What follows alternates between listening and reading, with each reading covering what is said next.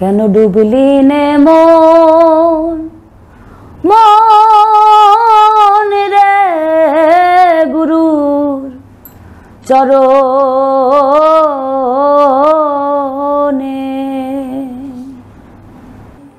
আমি নিজে একজন গুরুবাদী মানুষ। এই গানটার মধ্যে সাইজি গুরু শিষ্যের আধ্যাত্মিক একটি প্রেমের যে নিদর্শন তুলে ধরেছে, ঠিক সেই জন্যেই মানে ভক্তদের জন্যে এই গানটি আমাদের বেছে নেওয়া এবং তুলে ধরা। এই গানটা মূলত মানিকগঞ্জে শ্যুট করা হয়েছে, আমাদের জমদুয়ারা দরবার শরীফে এবং কুষ্টিয়া লালন সাজিদ ধামে, আরও মানিকগঞ্জের অনেক অনেক অনেক অনেক জায়গায় শ্যুট করেছি। আর এখানে দুইটা চরিত্রে তিনজন অভিনয় করেছে গুরু শিষ্যের ভূমিকায়।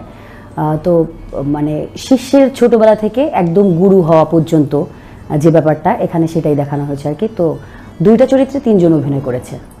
আমি আগেই বলেছি গুরু শিষ্যের গল্প নিয়ে এই গানটি করা, তাই এখানে দেখানো হয়েছে একটা ভক্ত তার ইয়াং এজে ছোটোবেলায় একটা গুরুর সাথে দেখা হয়। গুরুর সাথে দেখা হওয়ার পর তাকে তার ভালো লাগে, তারপর গুরুর সাথে সে চলতে থাকে। গুরু তাকে একটা পর্যায়ে গ্রহণ করে, গ্রহণ করার পর সে যথারীতি সংসার জীবনে জড়িয়ে সে গুরুকে হারিয়ে ফেলে। ঠিক এরকম একটা পর্যায়ে সে সংসার ব্যবসা বাণিজ্য নিয়ে যখন ব্যস্ত থাকে, একটা পর্যায়ে গুরুর শূন্যতাটা সে খুব অনুভব করে। তখন আস্তে আস্তে এই সংসারটাকে ছাড়তে থাকে, গুরুকে খুঁজতে থাকে। ঠিক যে ওই ভক্ত তার গুরুকে খুঁজতে খুঁজতে খুঁজতে খুঁজতে একটা পর্যায়ে সে নিজেই গুরুতে রূপান্তরিত হয়। মূলত এই হচ্ছে আমাদের মূল গল্পটা। আসলে আমাদের সবার দীর্ঘদিনের প্রচেষ্টায় করা এই গানটি যদি আপনাদের সবার ভালো লাগে তাহলেই আমাদের সার্থকতা। আর এই গানটা করার জন্য আমাদের এত কষ্ট করতে হয়েছে, দীর্ঘদিন আমরা অনেক কষ্ট করেছি সবাই মিলে।